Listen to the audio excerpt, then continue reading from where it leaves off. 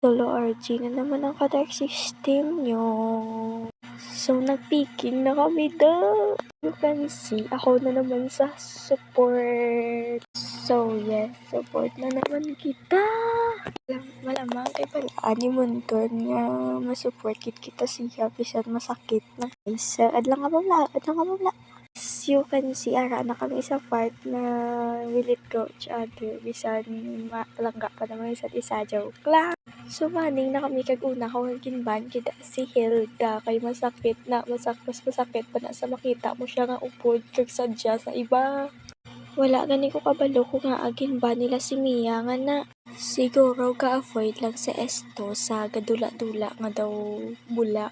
Ara ba lang mag-chat lang kung boring siya tapos kulpi lang siya madula. So sa picking, ang first pick sang enemy namon is si Layla Dilima. So una nga pick sang akon nga kakampi is si Lana, si Lina.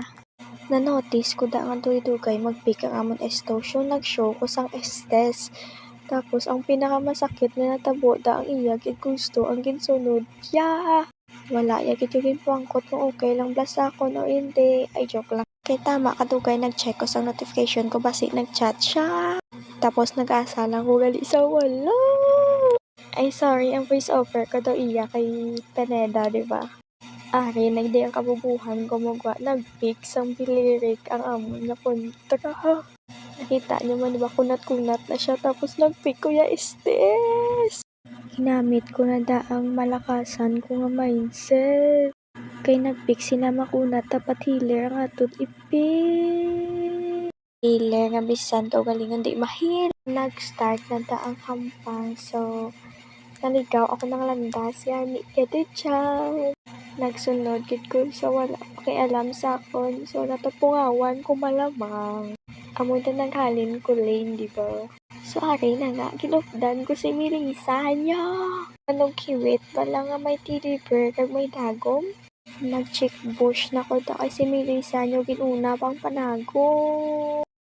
Waya pa gin-clear yamin yung sa part ganito mabuang na kuya kaugtas. Daw ka bad person, mantadalan tawon kay tan-awan yung ka-relapse yung bilirik tapos nagay ta ka-istorbo. So, ara, nag-crab na kami ni Melissa. Siyempre, ako ang nabantay kay Layla para di niya makuha ang crab, diba? So, makita niyo da si Bilirik nga balong. Pati ang pader iya na ginabunggo. So, nadula sila nga duwa sa mapa kay ara sila sa booth. May kaugot gid ni sila nga duwa sa akon mo. Tanawa niyo bla kay ako ang una nila ginatira. Kag nagtanga man yung Melissa. So, ara, nagibuligan yung gidman ko. Notice ko na da nga mapatay na sila pulapo. Napatay gid eh. Araba lang nga ginpatay mo si Magellan tapos ang makapatay si Julian. So si Vixana kag si Selena nagalagsanay na. So kami di sa dalom sakto lang clear minion sa wala gid palag ang estes ko sa kahoy nga mabaskog. Sakto nga hilang ta kay Melissa para di siya mapatay. Nag-grab na dagali si Melissa kag ako sakto lang nga bantay. Para di na siya maagawan liwat. Nakita ko si Tirot sa bush nga wala na siya kabuhi. Malamang as a healer i-heal naton da siya.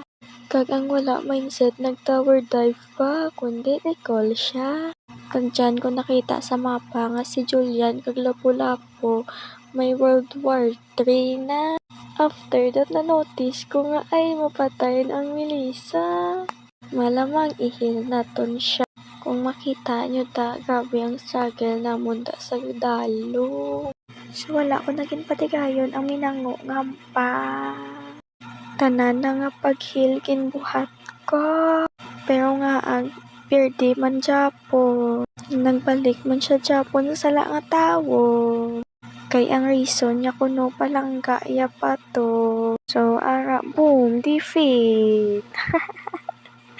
Ginbuhat ko ang best ko pero wala man Japon. So, syempre, buhay na naman star. Parang down niya. Congrats na nakakuha sa isa ka star ha. Hatag lang na namon sinyo So, syempre, expert wingman naman ta. Kag gold malamang ba. Sa kasagad ko mag-healer. Cool kita iya makuha ta. So, silver si Melissa. Malamang ano pang magagawa natin, di i-report natin siya. Tumok na lang daw, isan wala na nabasa. Huhasta na lang di bye-bye.